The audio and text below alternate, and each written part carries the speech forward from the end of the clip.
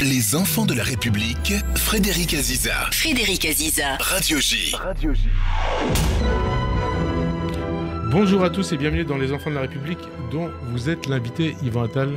Bonjour. Bonjour. Alors tout le monde connaît l'acteur, le réalisateur, le scénariste que vous êtes. Une soixantaine de films à votre actif comme acteur, 10 comme réalisateur, 4 comme scénariste. Et vous êtes depuis le 24 avril à l'affiche du film Frères d'Olivier Casas. C'est l'histoire vraie de deux frères âgés de 5 et 7 ans qui ont vécu cachés pendant 7 ans dans un bois dans les années 50. Un film en forme de retrouvailles qui vont ramener ces deux frères plusieurs décennies en arrière alors qu'ils n'étaient que des enfants au destin hors du commun. Qu'est-ce qui vous a attiré dans le scénario d'Olivier Casas et le rôle que jouait de Michel dans ce film? L'histoire est dingue. L'histoire est une histoire vraie, donc, de deux enfants qui ont dû se sauver de leur home d'enfants, où ils étaient déjà abandonnés par leur mère depuis un certain temps. C'est-à-dire quand le film commence, on voit ces deux enfants dans un home d'enfants. Le film commence, c'est le week-end, les parents viennent chercher leurs enfants et eux sont abandonnés. Vraiment plus de nouvelles de leur mère, c'est après-guerre. Donc les enfants restent dans ce pensionnat. Et un jour, ils retrouvent le patron du home d'enfants pendu. Ils essayent de le sauver, de couper la corde, le pendu tombe. Et puis une grande flaque de sang se répand et c'est des enfants, ils pensent que c'est de leur faute. C'est eux qui ont fait quelque chose de mal. Et donc ils s'enfuient. Et ils veulent surtout pas se faire attraper et ils survivent pendant 7 ans pratiquement, seuls dans une forêt, à s'abriter, se soigner, se faire à manger. Et cette histoire est absolument dingue. Et le film raconte l'aventure des enfants, mais surtout le rapport qu'entretiennent ces deux frères une fois adulte. Et vous, même si vous n'avez pas de frère, vous comprenez ça? Absolument. Ça vous touche? L'histoire est bouleversante. On s'identifie à ce... Franchement, l'histoire est bouleversante et tellement incroyable que je ne pouvais pas refuser de participer à ça et de rencontrer le fameux Michel. Voilà. Ouais.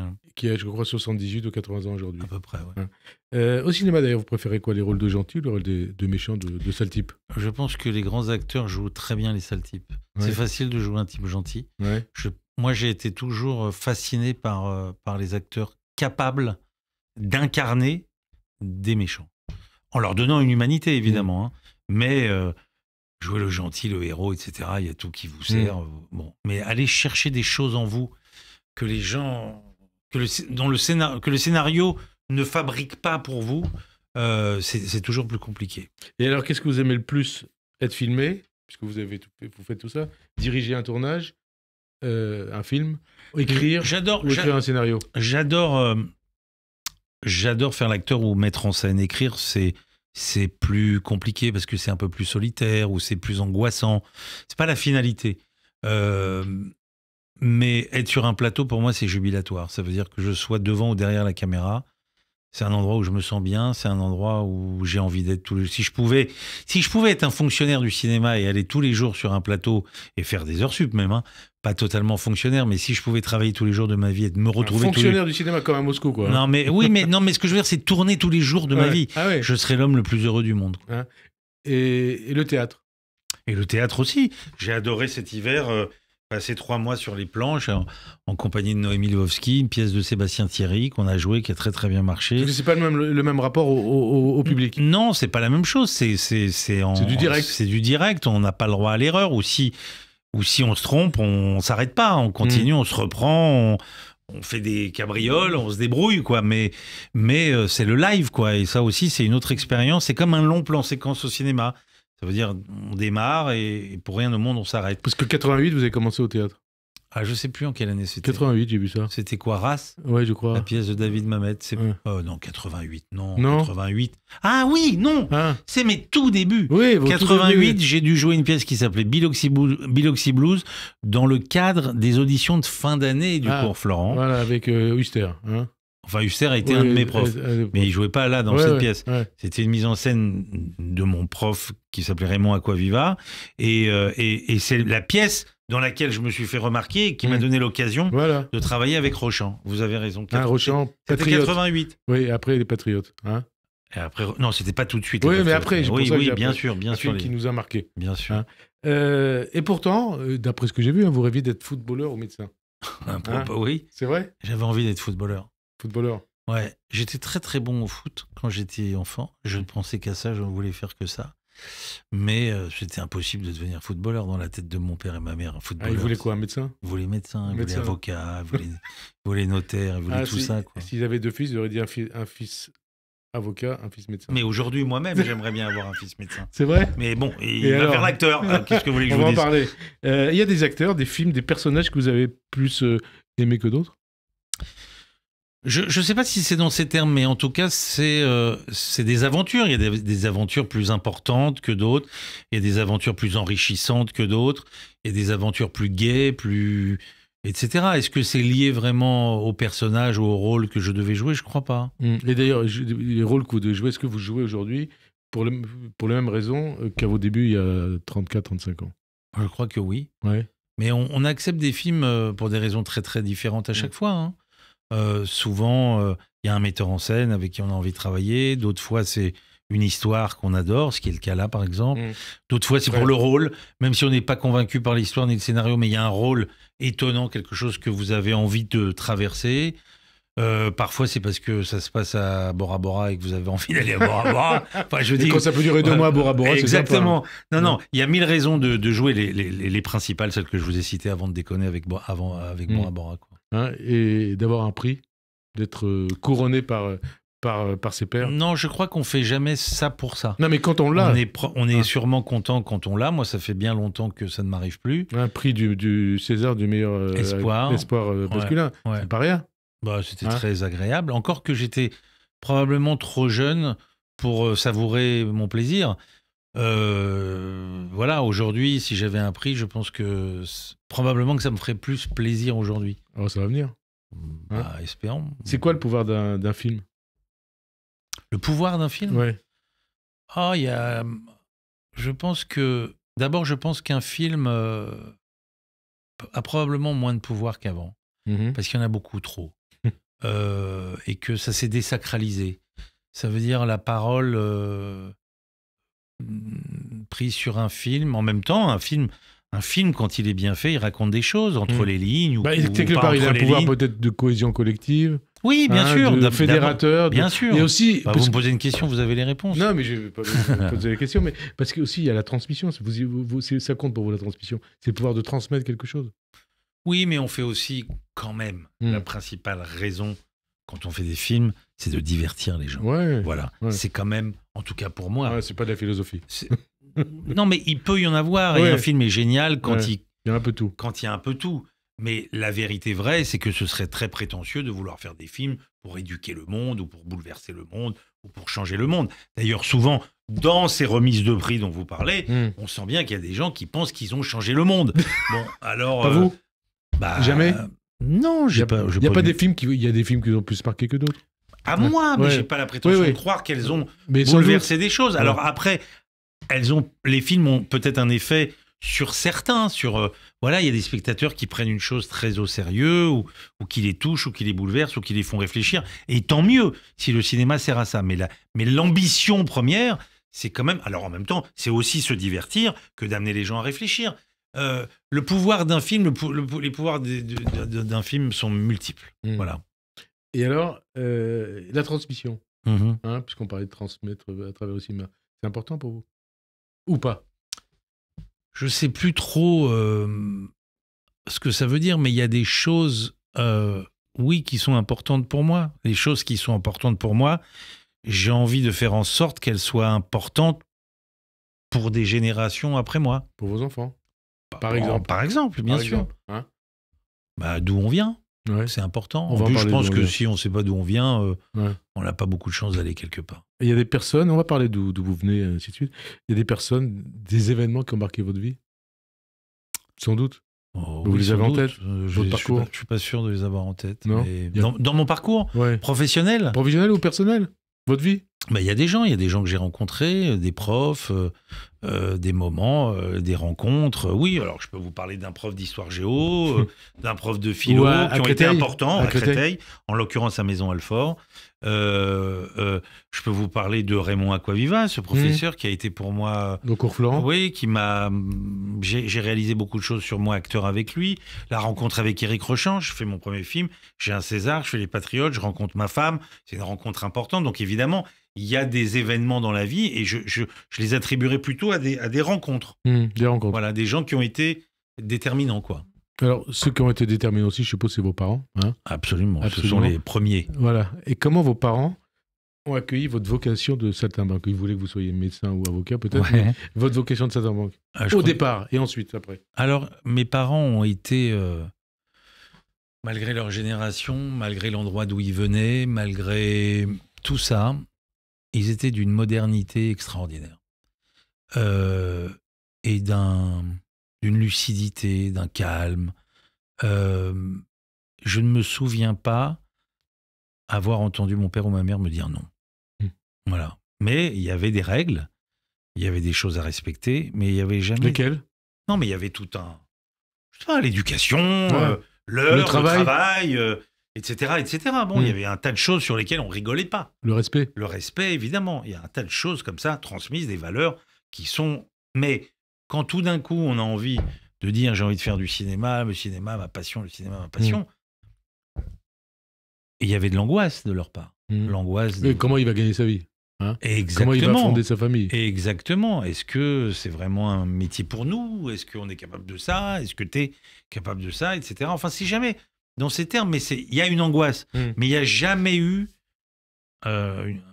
quelconque essai d'empêchement de leur part. Ou... Pas du tout. Ils étaient très à l'écoute. Alors, il y avait des conditions. Il fallait que je fasse ceci, je fasse cela. Je travaille avec mon père. Voilà, il fallait pas que, puisque j'étais pas étudiant, que je me lançais dans une carrière un peu compliquée, il fallait quand même que je prévoie de comment gagner ma vie, etc., etc. Voilà. Donc, et puis j'ai eu de la chance, mais puis mes parents ont toujours été, et puis sur d'autres choses, il y a d'autres choses avec eux, je me rends compte qu'ils ont été extraordinaires, qu'ils étaient bien plus modernes que moi. Et costauds que moi. Mes parents étaient des meilleurs pères et mères que moi, je ne suis père. Mais d'ailleurs, vos parents, ils ont fait quelque chose quand même qui était pas commun à l'époque. Hein. Vous êtes né à Tel Aviv en 1965, et pourtant, c'était pas fréquent pour les Juifs d'Algérie, je sais de quoi je parle. Donc, Juifs d'Algérie comme vos parents, qui étaient de Constantine et de Beaune, je sais plus qui est de Beaune, mon père, ma mère de Constantine. De choisir Israël après 62. C'est pas fréquent. Pourquoi ce choix? Pourquoi cette alia? Et pourquoi après la Yérida? Le retour, Alors, je pense qu'il y a eu des rencontres. Je ne vais pas m'étaler là-dessus parce qu'il y a des choses. Bien sûr. Bon, je pense qu'il y a des rencontres en Algérie qui ont fait que ils sont partis en Israël. De toute façon, un exode, partir, quitter son pays, etc. C'est toujours difficile. Donc, on va où? On se pose des questions. Ils ont fait le choix d'Israël. Et puis. Quelques années, parce qu'ils sont partis en 62, je suis né en 65 et on est rentré en 66. Avant la guerre des 6 jours. Avant la guerre des 6 jours. Peut-être, je ne sais pas. Vous savez mieux que moi. 67. 67, absolument. Avant la guerre des 6 jours. 67, la guerre des 6 jours. Oui, avant la guerre des 6 jours. Donc voilà, pourquoi ils sont rentrés? Ils sont rentrés parce que, d'après ce que mon père m'a toujours dit, il a été victime de racisme. Du racisme, c'est ce que j'ai vu. Racisme anti-séfarade, oui. Par ceux qui dirigeaient Israël à l'époque. Absolument. Il travaillait pour l'État et il y a des gens qui lui passaient devant. Voilà, parce que sous prétexte qu'ils étaient ceci ou cela, mais en réalité, mon père a très bien compris qu'on ne favorisait pas les séfarades. Et donc, vos parents, je suppose, parlaient hébreu. Absolument. Vous avez quelques notions d'hébreu, mais toutes petites. Je me souviens quand j'ai fait les Patriotes, j'ai tout appris en phonétique. En sortant des Patriotes, je parlais un tout petit peu plus l'hébreu, mais j'ai complètement oublié. Il faudrait que je m'y remette. Vos parents vous ont transmis, donc vous avez dit ce qu'ils vous ont transmis, mais l'héritage pied noir, l'héritage juif algérien de vos parents, il a compté, il compte pour vous, vous l'avez toujours en vous ou pas? Oui, ça compte. Ça compte. Ça, j'ai été moins sérieux là-dessus. Ça veut dire que j'étais pas. Enfin, mes parents n'étaient pas non plus très très religieux. Ils étaient ce qu'on appelle des traditionalistes. Bah, c'est un peu, vous savez, c'est un peu ce qui se passe pour les Juifs d'Algérie. C'est Je sais un peu pas. ça. C'est un Oui, peu ça. vous voulez dire que les Juifs du Maroc sont plus religieux? Plus religieux. Ouais. Probablement. Ouais. Mes parents étaient traditionalistes et mon père, en vieillissant, allait un peu plus à la synagogue, évidemment, parce qu'il avait des copains, etc. etc. Mais on n'a jamais été une famille très religieuse. Non. Et alors, ces racines pieds noirs, ces farades, c'est quoi pour vous? Ça représente quoi? C'est quoi? C'est la bouffe? C'est la musique? C'est quoi? Mais en fait, Enrico, je sais pas. oui, il y a des choses. la Moi joie de aussi, vivre en le rire. vieillissant, il y a des choses qui remontent. Ah, je voilà. sais pas, mais évidemment la bouffe, Ouais. évidemment un tempérament, la bouffe, la Méditerranée, le soleil, l'huile d'olive. Je sais pas. Voilà, je suis un séfarade, quoi. Oui, ça, c'est Si je suis un séfarade, ça veut dire que je suis un méditerranéen, je suis pas un ashkénaze. Mais qu'est-ce que c'est d'autre? Je sais pas, c'est pas forcément quelque chose de plus important que ça. Juif, oui, juif c'est important, mais que même si j'étais... on dit que les ashkénazes sont les meilleurs amis des juifs. Certains disent. On dit. Et inversement. Bon. Et inversement. Mais non, je suis juif. Séfarade, c'est à côté, quoi. Voilà, c'est la kémia, séfarade. C'est la kémia, oui, à tous les sens du terme. Exactement. D'ailleurs, on vient de passer les premiers jours de Pessah. Pessah, ça vous parle? Bah, bien sûr que ça me parle. Je Le suis CDR, sorti ça vous d'Égypte. parle? Vous êtes sorti Je d'Égypte. suis sorti d'Égypte. Elle était dure cette année à traverser Ça l'Égypte. compte. On va en reparler. Ouais, ça a été dur. Charlotte Gainsbourg, la femme avec qui vous partagez la vie depuis 33 ans, est actrice, chanteuse. Votre fils Ben a joué avec vous dans un rôle dans le film Les choses humaines, sorti en 2021. Il y a quoi? C'est un clan, une tribu, Attal, ou pas? Non, je crois pas qu'il y a une. C'est pas une tribu, mais moi, quand je fais des films, je cherche autour de moi les gens avec qui j'ai envie de travailler. Voilà, donc il y a plein de gens avec qui j'ai envie de travailler, mais il y a aussi ma femme et mon fils. Voilà. Et quand j'ai lu ce livre, Karine Thuil, de Karine Thuil, et qui était l'histoire de deux jeunes gens, un garçon, une fille, tout de suite j'ai pensé à mon fils. Voilà.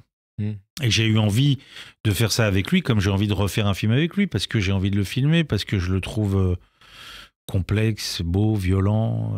C'est un acteur de cinéma, quoi, pour moi. Et donc là, vous dites, vous mettez à la place de vos parents, lui, il faut qu'il soit acteur. Ah non. Non. Ah non. Ah non. Ah bon. Ah, je me suis pas dit, il faut qu'il soit acteur. Il peut. Non, mais il avait envie d'être acteur. Et puis il avait déjà. Non, mais la suite, après, il avait déjà fait l'acteur avant de faire ça. Donc non. Moi, je j'ai pas tourné avec ma fille qui veut pas être actrice. Voilà. Sinon, j'aurais pu prendre ma fille. Elle veut faire de grandes études, c'est ça? Elle veut faire de la musique. Voilà. J'aurais aimé qu'elle fasse de grandes études elle aussi. Moi, je rêve d'avoir un fils ou une fille médecin. Mais bon, apparemment, je sais pas. C'est pas bien parti. Il faut que j'en fasse un autre.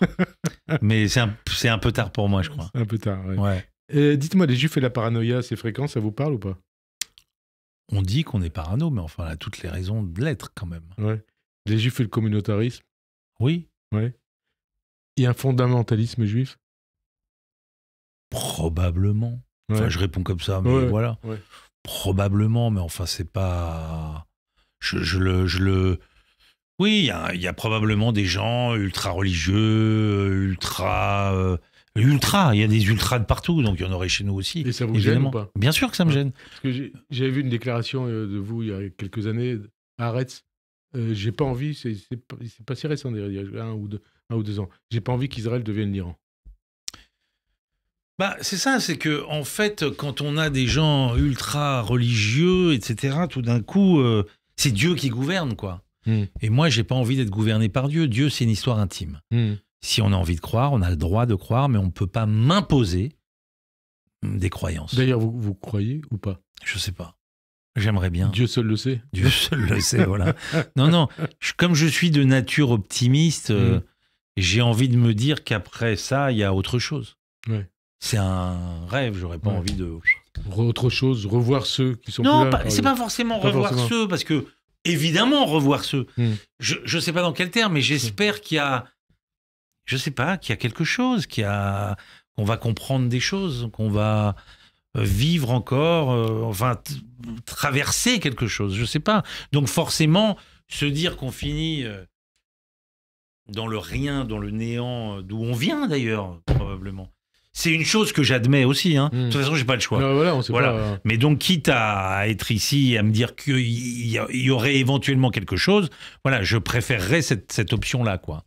Donc j'ai envie de croire. Après, de croire en obéissant à un tas de choses comme ça, j'en suis pas là. C'est-à-dire la religion. Ouais, la religion. Hein, c'est compliqué. C'est religion. compliqué pour Enfin, moi. c'est pesant Même pour si les je trouve que c'est très très beau. autres. La foi, moi j'ai pas de... Il m'est arrivé de rencontrer des gens religieux, des gens qui croient, qui sont extraordinaires. Et puis Des d'autres... savants, quoi. Quelque Oui. part. Et d'autres, et d'ailleurs, ils croient, mais ils connaissent beaucoup de choses.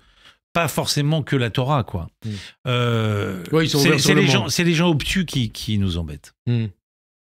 Qui sont justement fermés et qui ne sont Exactement. pas ouverts sur le monde. Exactement. C'est pesant d'être juif et d'être vu comme juif par les autres. Bah, est-ce que vous connaissez un juif qui va bien en ce moment, vous? Non, on va en Vous me parler. demandez si c'est... Oui, mais on va en parler, on va en parler. On va en parler, vous me posez des questions qui parlent que de ça, et à chaque fois, vous me dites on va en parler. C'est la Oui. kémia. Non, mais ce que je veux dire, c'est que oui, c'est pesant d'être juif. Ouais. Ça pourrait ne pas l'être. Ouais. C'est pas obligatoire Ouais. que ce soit pesant, mais ça l'est. Mm. Ça veut dire, c'est pesant de vivre en diaspora, c'est pesant de vivre en Israël. Est-ce qu'il y a un endroit sur Terre où un juif peut vivre tranquillement, sans penser qu'il est juif, sans que ça lui pèse? Bah, pour l'instant, non. Alors, vous êtes Sabra, puisque vous êtes né en Israël. Mhm. Est-ce que ce fruit, c'est pas un peu vous, Yvan Attal? C'est-à-dire une douceur intérieure et piquant à l'extérieur. Pourquoi c'est dans ces termes? Bah parce que c'est ça le Sabra. Ah bon, c'est ça, Sabra. Ouais, vous savez, ça pique, il y a les petites épines, et Ouais, puis... bah, non, c'est pour ça qu'on dit que les Israéliens, c'est ça. Hein. Pour ça qu'on les appelle c'est les tendre Sabra. à l'intérieur et ça pique Ouais, à l'extérieur. ouais. C'est vrai ou pas? Bah, je sais pas. Moi, je suis tendre à l'intérieur, mais je suis tendre à l'extérieur aussi. Voilà. C'est une question bonne. En c'est comme plus, ça. quand, là, bon, je pique un peu, mais bon, Voilà. voilà. Alors, et vous avez gardé des liens avec Israël? Absolument. Ah oui, qu'on y arrive là. Bah, Hein? j'ai de la famille. Ouais. J'ai de la famille en Israël. Ouais. Ouais. Et c'est le pays où je suis né. Ouais. Ça veut dire que même si je considère réellement, vraiment, complètement que mon pays, c'est la France, Hmm. je suis quand même né en Israël. Ça fait partie de mon Vous avez un histoire. passeport israélien? Oui, Oui. oui. Hmm. J'ai un passeport israélien depuis quelques années aujourd'hui, parce qu'à chaque fois que j'allais en Israël avec mon passeport français, on m'emmerdait. Ah Et- oui, né à Tel Aviv. Oui, ça leur Hein? posait problème. Ouais. Qu'est-ce Est-ce que vous avez c'est fait l'armée? Exactement, Voilà. ça leur posait problème. Donc Ouais. à chaque fois que j'allais en Israël, jusqu'à ce qu'un jour on me dise non, mais fais un passeport israélien, tu n'auras plus de problème. Hmm. J'ai fait un passeport israélien et je n'ai plus de problème. Et vous en êtes fier? Quelque part? Mais oui, je suis fier. Ouais. Bien sûr que je suis fier. Qui n'est pas fier du pays dans lequel il est né? Hmm. Pourquoi il faudrait renier quoi que ce soit? Pourquoi il faudrait ne pas être fier? Bah, vous savez, les Juifs, c'est compliqué. Moi, je suis né en Algérie. Oui. Est-ce que je suis fier de l'Algérie? Je sais pas. Mais est-ce que vous êtes algérien? Je suis français. Voilà, vous Ouais. n'êtes pas algérien. Moi, Ouais. je suis israélien. Euh, Vous êtes fier d'être français? Voilà. Bah, Voilà. c'est pareil. Est-ce que vous ressentez quand même... qu'est-ce que vous ressentez quand vous êtes en Israël? Qu'est-ce que vous ressentez? Parce que vous y êtes En allé fait, à j'aime nombre. bien Israël de loin, j'avoue. J'aime bien Israël de loin. Je suis pas Vous y allez souvent? Non, j'y vais pas très très souvent. J'y suis allé j'y suis allé. Alors quand je jouais le 7 octobre, j'étais au théâtre. Hmm. Ça a été évidemment terrible de devoir aller jouer une comédie tous les soirs alors que j'avais pas du tout envie de rigoler. Mais en même temps, ça m'a rendu service parce que ça me permettait de rigoler tous les soirs. Mais dès que j'ai fini la pièce, j'ai eu envie d'y aller. J'ai eu envie d'aller voir. J'ai eu envie d'aller voir ce qui s'était passé. Donc, je suis allé en Israël. La dernière fois que j'étais allé en Israël, c'était peut-être 2 ans avant. C'est pas l'anniversaire de votre épouse? De votre femme? Oui, j'y suis allé, mais ça tombait. Son anniversaire tombait pendant l'été où on était invité au Festival de Jérusalem où mon film Les choses humaines était présenté. Donc, j'étais allé 2 ans avant. Et je pense qu'avant ça, Hmm. j'étais allé 6, 7, 8 ans avant pour tourner. Ils sont partout. Mais je ne vais pas en Israël... en fait, pour aller m'amuser, j'ai pas d'appartement, j'ai pas de vie en Israël. J'ai de la famille avec qui j'échange, pas assez. Et si peut-être l'envie me prenait d'aller en Israël, c'est souvent pour les voir, sauf quand c'est professionnel. Mais j'y vais pas, je vais pas régulièrement en Israël. Quand non. on dit Yvan Attal, hein, on le voit, franco-israélien. Alors là-dessus, Je crois c'est que ça, étonnant. ça vous énerve un peu, non? Ou pas?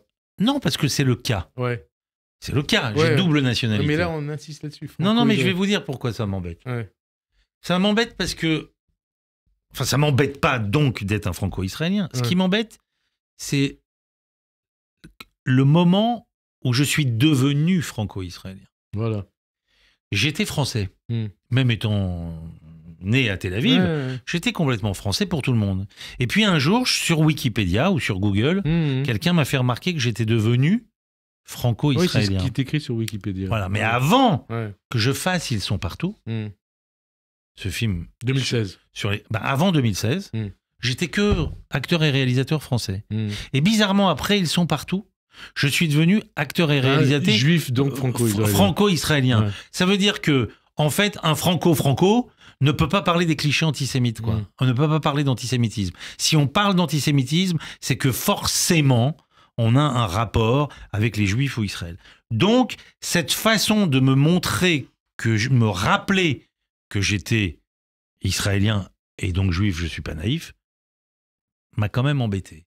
Il y a une connotation, Mais en même temps- une connotation derrière. Complètement. Ouais. Mais en même temps, je peux pas nier, je suis Mm. franco-israélien.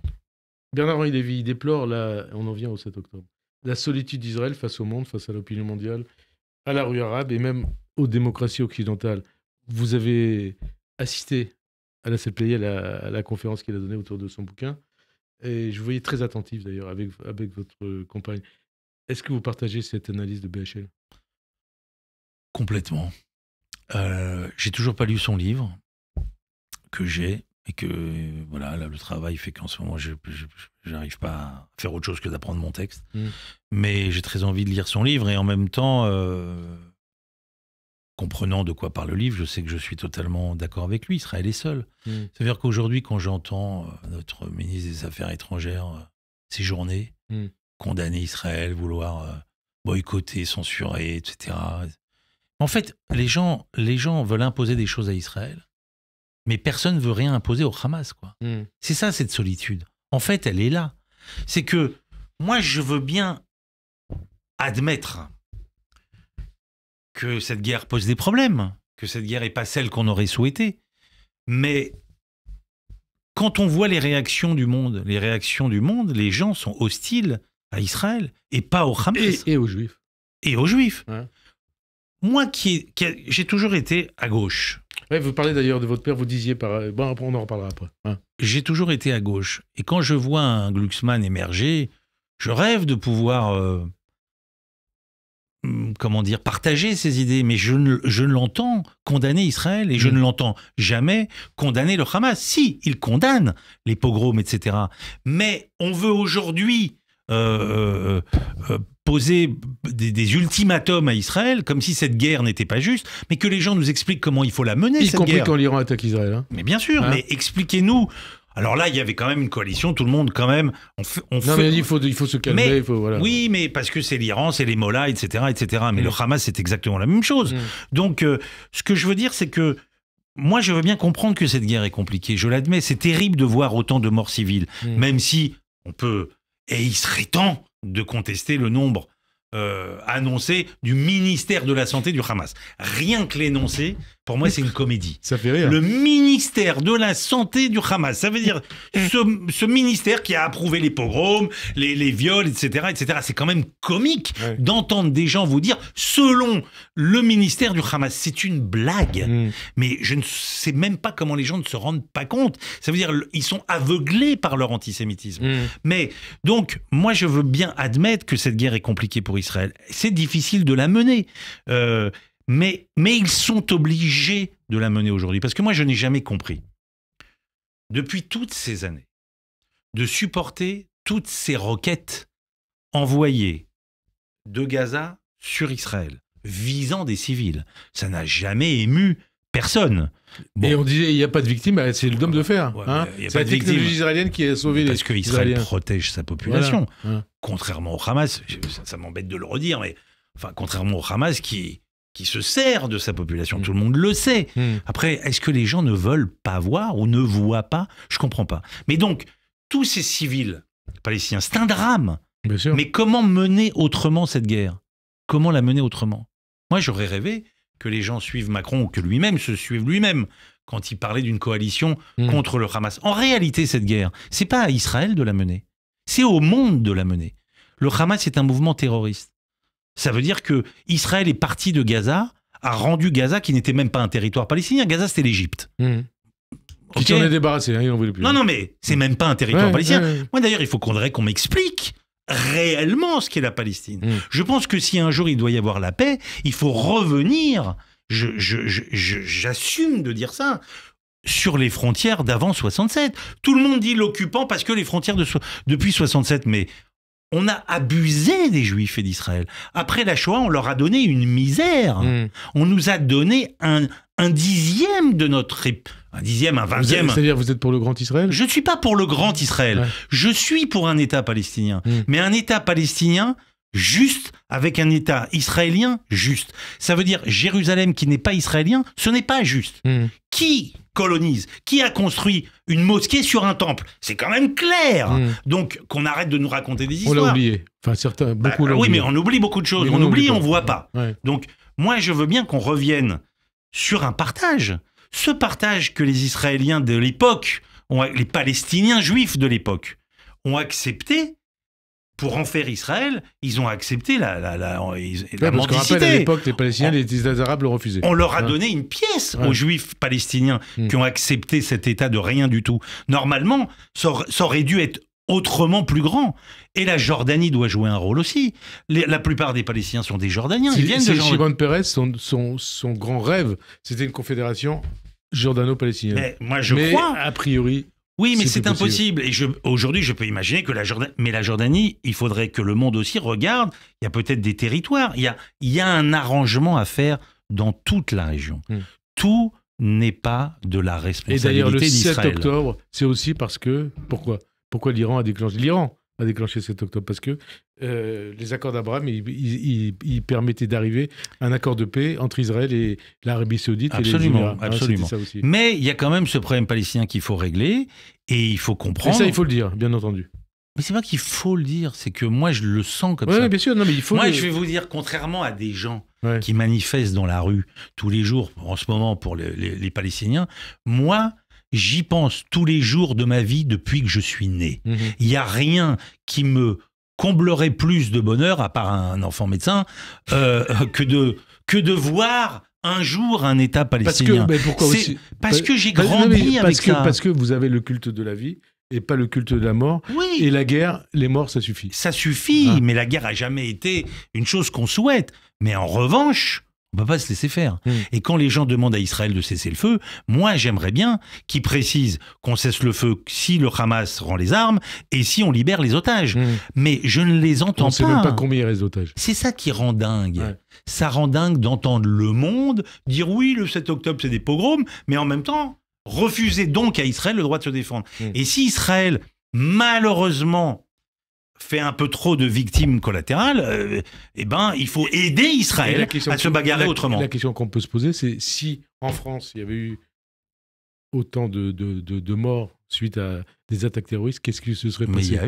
Mais il y a eu Mossoul, Raqqa, tout ça. On a bombardé, il y a une coalition qui a bombardé, qui a fait un tas de morts. Ça aurait fait 10 000 morts en France. Qu'est-ce qui se serait passé ce jour-là? On ne sait pas. Bref, en 2016, avec votre film... On ne le souhaite pas. Oui, on ne le souhaite pas, mais bon. Ils sont partout. Vous aviez choisi l'humour pour dénoncer un antisémitisme déjà grandissant en 2016 et les nombreux clichés qui l'accompagnent depuis des millénaires. Depuis le 7 octobre, l'humour, c'est compliqué. L'humour. Bien sûr. Encore que on peut toujours faire de l'humour, on peut toujours essayer, on peut toujours... Mais moi, j'ai pas envie de rire de tout ça maintenant. Ça suffit, quoi. Parce que même à l'époque où j'ai fait... Même si je considère que j'ai raté ce film. Oui, j'ai entendu que vous avez dit ça. Oui, parce que, bon, et en plus, pour moi, c'était pas un film comme j'ai fait Les Choses Humaines, Un Coup de Dé. En termes de cinéma, c'est moins important. J'avais envie de dire quelque chose. Et je crois que... Mais c'était un beau film. Bah, tant mieux si vous l'avez aimé. Il y a d'autres gens d'ailleurs qui l'aiment. Moi, je considère qu'il est raté. Mais il y a déjà donc 8 ans, en 2016, on m'a fait chier avec ce film. Ouais. On m'a fait chier avec ce film. On m'a reproché des choses. Et j'ai Je crois presque... que vous avez dit à l'époque que vous étiez un juif angoissé d'être juif.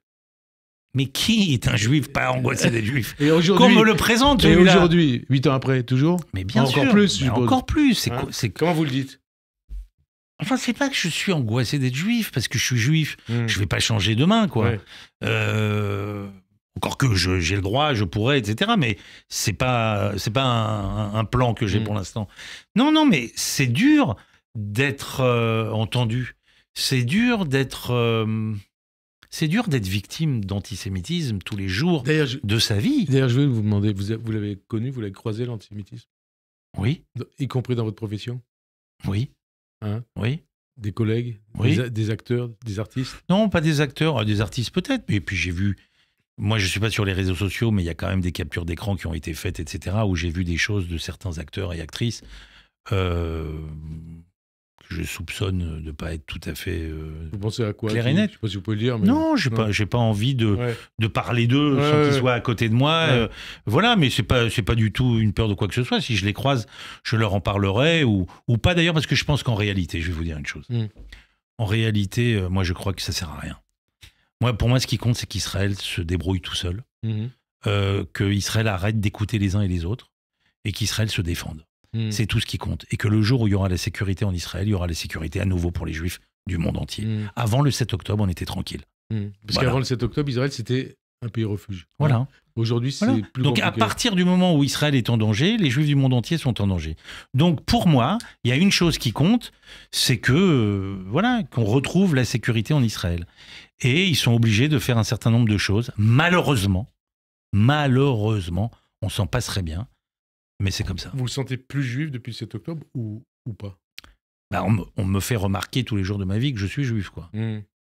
Voilà, donc moi j'oublie des fois que je suis juif. Hein. Je me lève pas le matin en disant, puisque je ne suis pas religieux, Ouais. je me lève pas tous les jours en faisant la prière toute la journée, matin, midi et soir.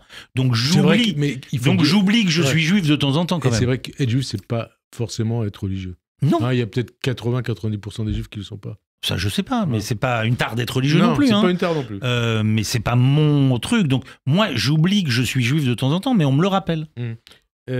Cette guerre d'Israël contre le Hamas, une guerre, comme le dit BHL, existentielle, elle a eu des conséquences en France. Elle a des conséquences en France, c'est-à-dire une explosion de l'antisémitisme véhiculée par la gauche de la gauche, par LFI, sous couvert d'antisionisme.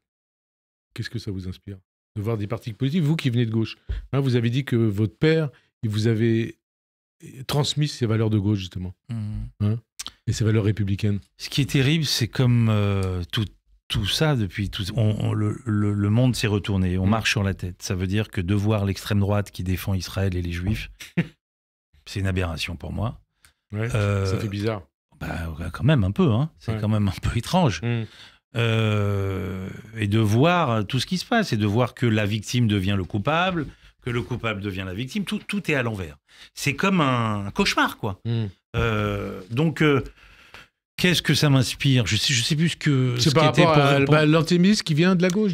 Oui, de mais LFI. oui, l'antisémitisme aujourd'hui virulent est à gauche, mais ça fait un moment déjà. Et c'est pour ça que vous avez dit, on assiste à une orgie d'antisémitisme.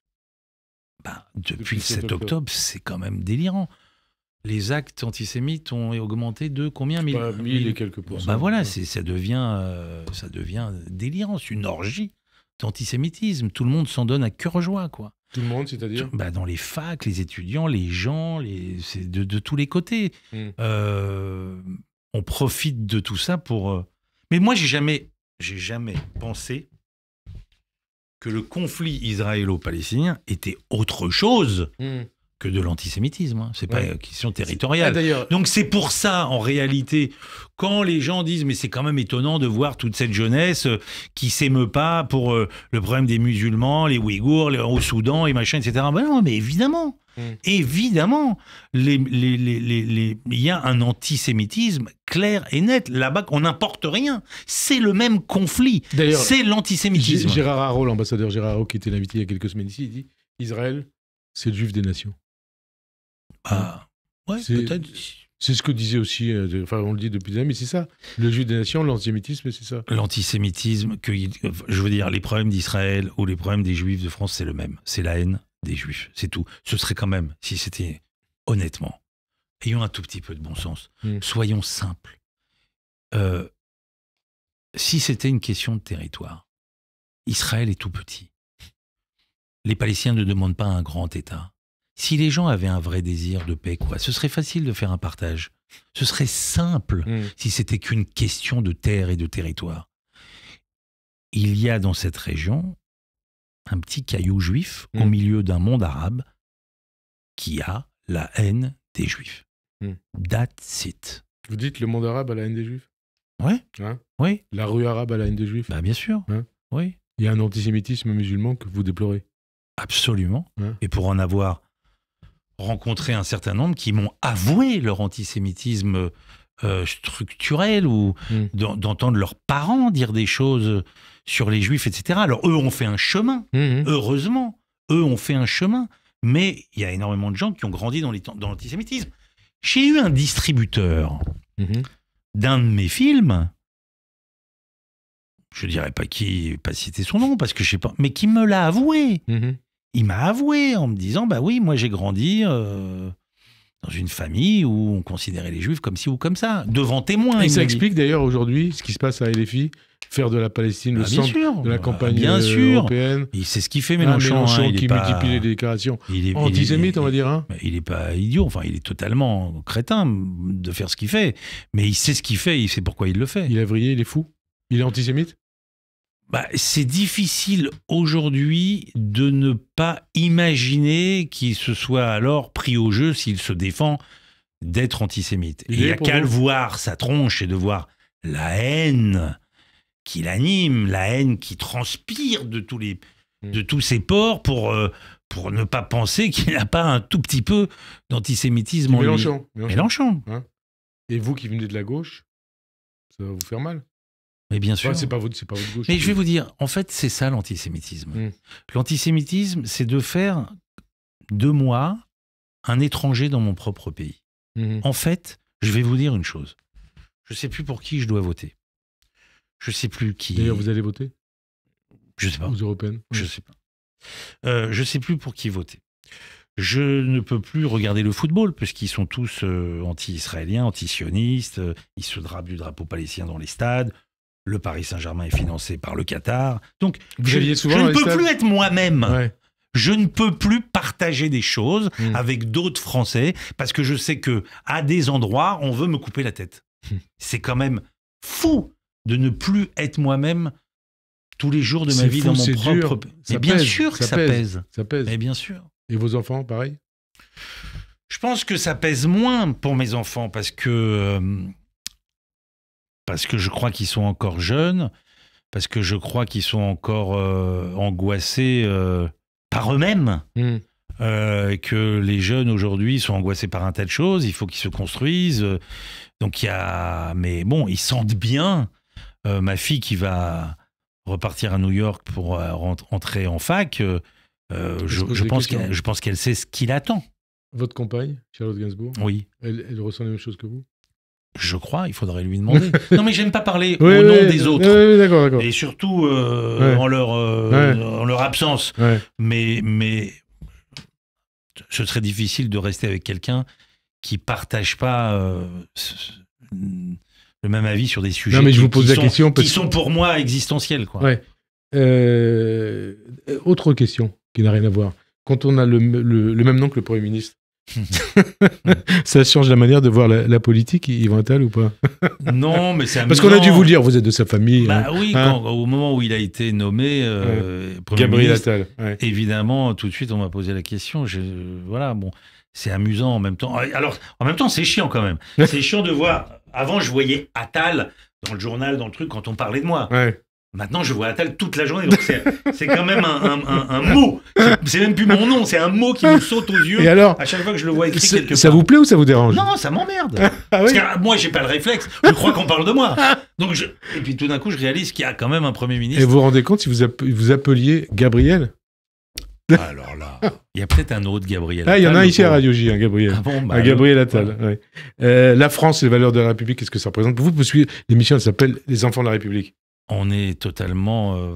je vous le dis, je suis un Français républicain.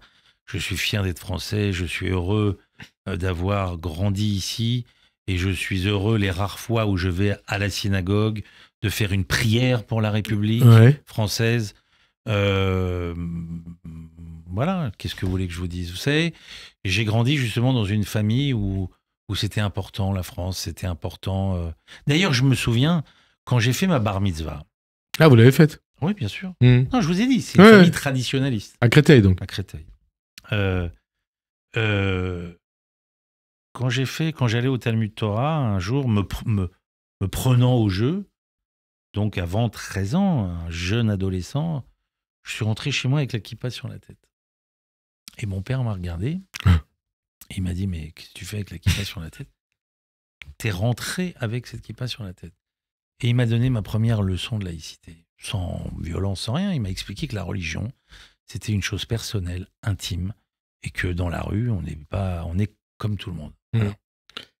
Alors, dernière question, un spectacle, un film, ça appartient ensuite, quelque part, à la mémoire collective. Vous appartenez, Yvan Attal, à la mémoire collective des Français. Est-ce que vous l'imaginiez au début de votre carrière? Bah, bien sûr que non, on n'imagine rien du tout, on rêve. Et comment vous le vivez aujourd'hui? Bah, vous savez, quand je jouais au théâtre l'hiver dernier, on a joué une centaine de fois. Au bout de 60, 70 fois, on en a marre.